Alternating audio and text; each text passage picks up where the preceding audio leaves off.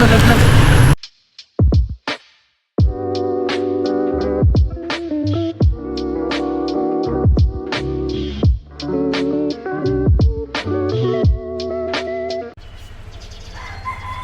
Good morning mga katumbok moto. Meron nga pala kaming short ride ulit ni Mitch. Ito nga pala yung unang-una sa listahan ng personal milestones. Ang Lakeshore Binyan Esplanade. Wala talaga akong interest maggala nung kabataan ko. Until lately na lang talaga, bigla ako nagka-interest maglakbay ng maglakbay. Hindi naman din talaga para makipagsabayan sa iba.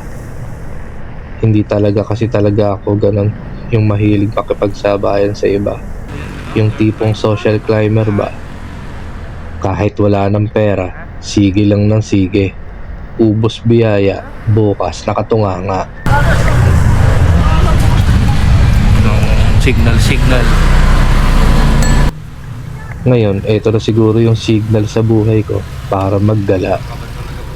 Habang may passive income ka pa rin, sarap. Ay, okay lang ina mo, nalaglag. Kaya mo, kunin mo.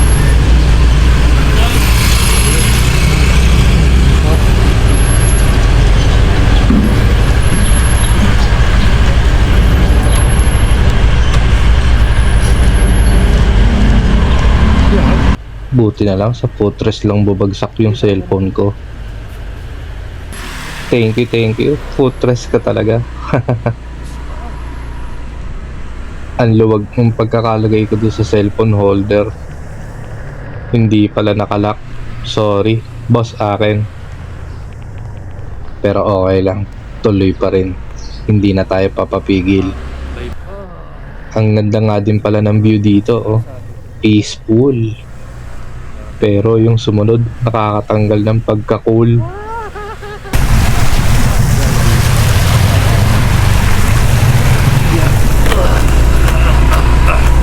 Saka punta. Ito dami. Bakla. Pero ayos lang. Hindi kumpleto ang adventure kung wala yung mga ganun, di ba? Pagdating mo naman sa goal mo, mapapawaw ka naman talaga.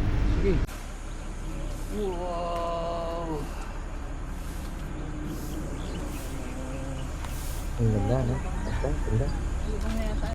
Kaya pakiramdam ko sa sarili ko, marami akong utang. Di kasi ako mahilig mangutang. Wala talaga akong utang. Kahit wala akong pera, hindi talaga ako nangungutang. Nagtitiis talaga ako kung ano lang yung meron ako. Kahit nakakaluwag-luwag, nagtitiis pa rin ako. Tamad kasi ako. Pero itong utang ko sa sarili ko, babayaran ko na siya. May interest pa. Kaya ito na yung umpisa ng mga lugar na pupuntahan namin. Ang Lakeshore Binyan Esplanade. Ang ganda, di ba? Pag hindi ka pa na-relax dyan, ewan ko na sa'yo. Mas maganda daw dito sa gabi kasi may mga pailaw pa. Yun nga lang, hindi kami makapunta sa gabi.